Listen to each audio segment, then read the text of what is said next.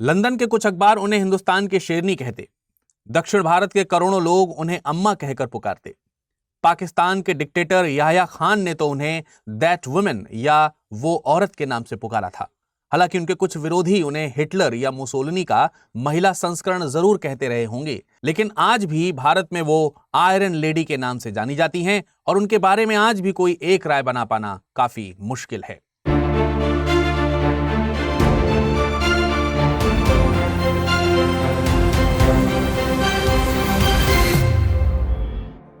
नमस्कार, मेरा नाम है विरत दुबे और आज की शख्सियत कार्यक्रम में हम बात करेंगे आयरन लेडी इंदिरा गांधी जी के बारे में।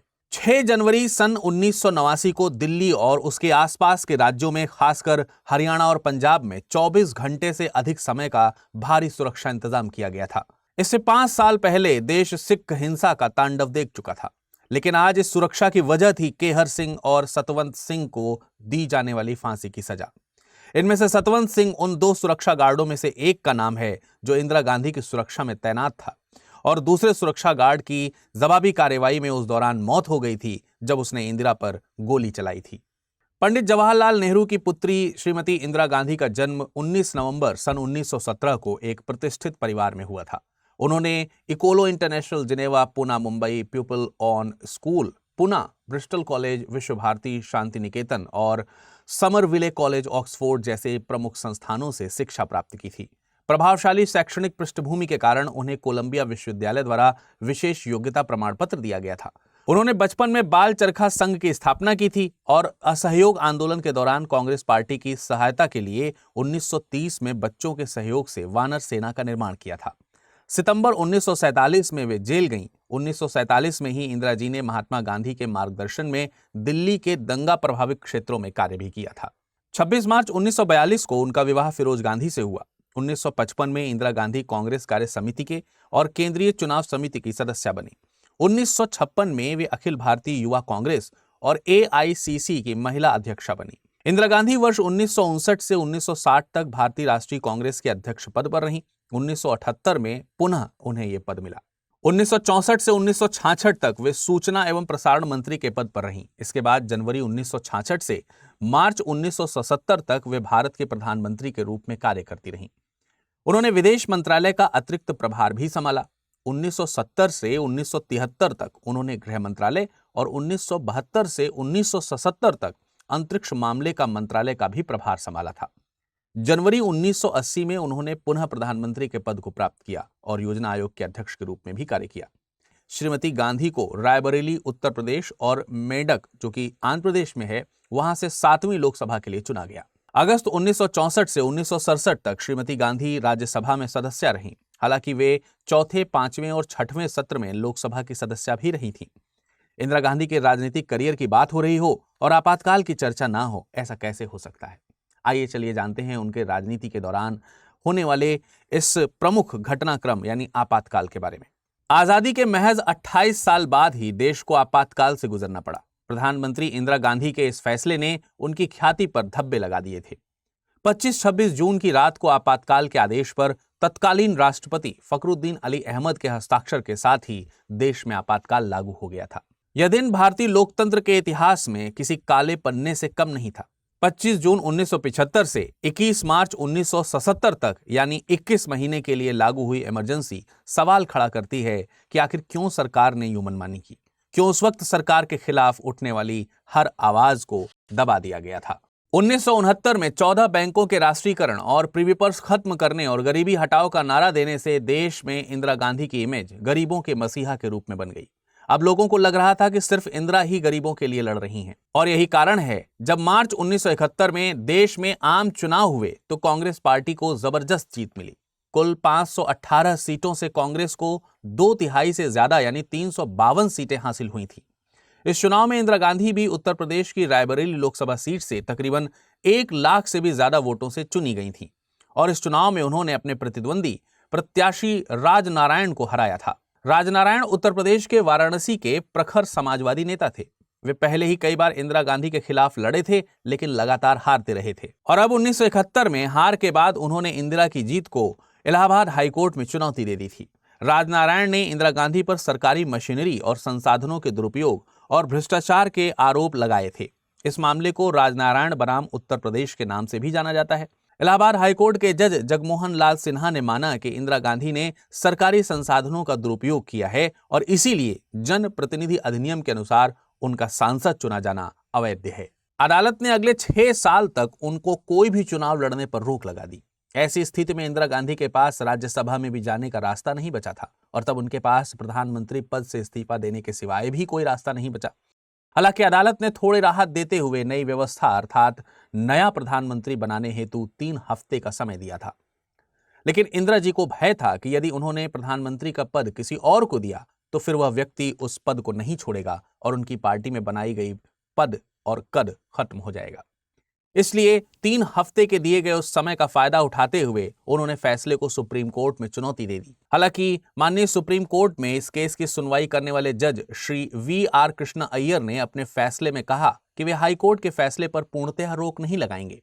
सुप्रीम कोर्ट ने इंदिरा को प्रधानमंत्री बने रहने की अनुमति दे दी थी, लेकिन कहा था कि अंतिम फैसला आने तक सांसद के रूप में वे मतदान नहीं कर सकती हैं। 25 जून को दिल्ली रामलीला मैदान में जयप्रकाश नारायण की रैली थी। जयप्रकाश ने इंदिरा पर लोकतंत्र का गला घोटने का आरोप लगाते हुए विद्यार्थियों, सैनिकों और पुलिस वालों से अपील की कि लोग दमनकारी सरकार के आदेशों को न माने। बस इसी रैली के आधार पर इंदिरा ने आपातकाल लगाने का फैसला ले लिया। हालांकि इसके अलावा इंदिरा के खिलाफ बढ़ते जनाक्रोश, छात्र और विपक्ष का एकजुट होना, संसद में वोट न डाल पाना और जयप्रकाश के आह्वान पर सेना के द्वारा तख्ता पलट कर दिए जाने की संभावना भी इंदिरा गांधी को आपातकाल के लिए मजबूर कर देती है।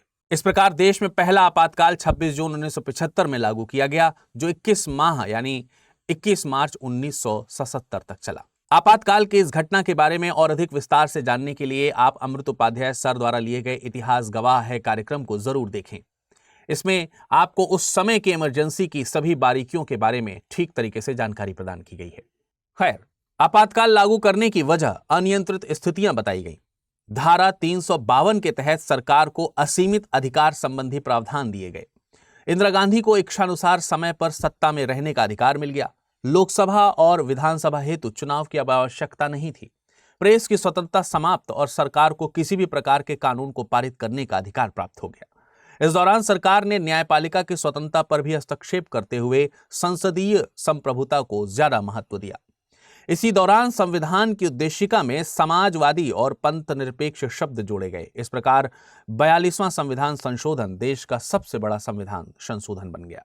इंदिरा गांधी के 2 साल के आपातकाल के शासन का सार्वजनिक विरोध जोरदार और व्यापक था और 1977 की शुरुआत में आपातकाल के समाप्त होने के बाद रिहा किए गए राजनीतिक प्रतिद्वंदी उन्हें और नई कांग्रेस पार्टी को सत्ता से बाहर करने के लिए दृढ़ थे।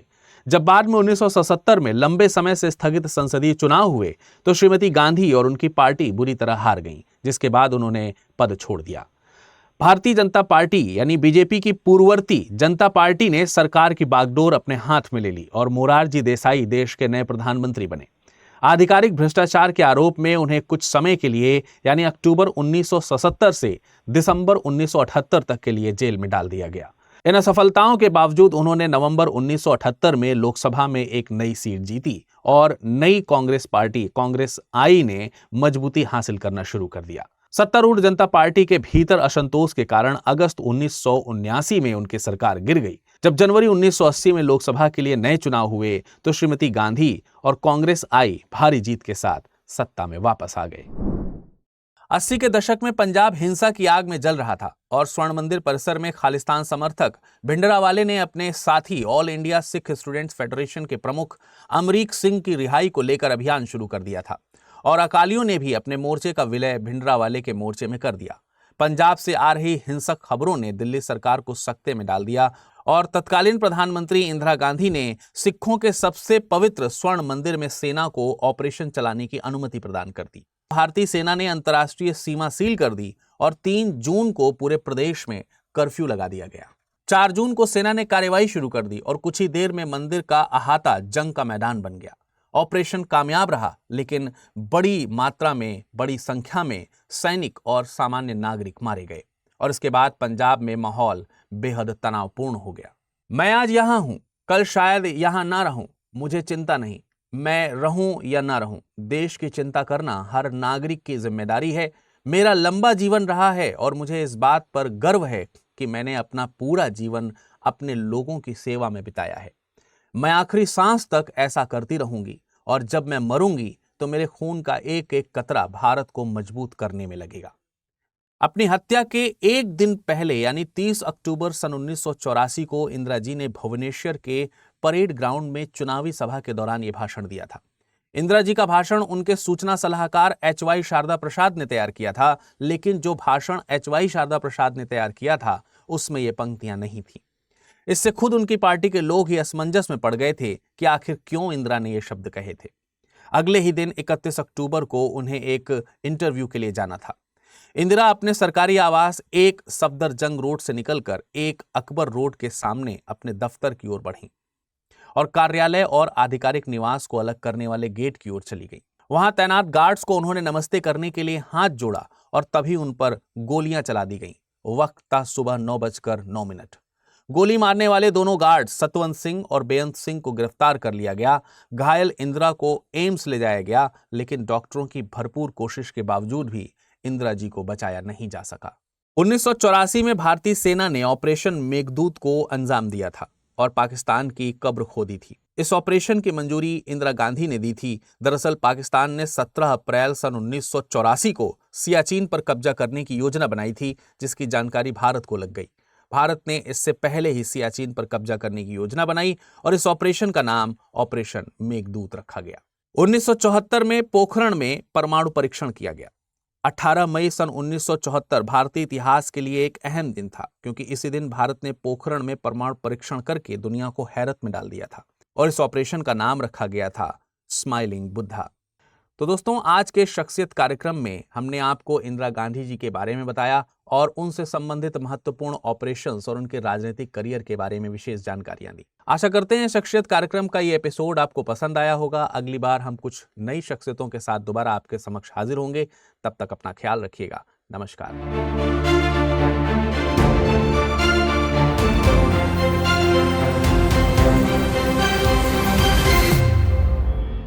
हिंदी में यूपीएससी की तैयारी से संबंधित प्रोग्राम्स को देखने के लिए सब्सक्राइब करें स्टडी IQ IAS हिंदी।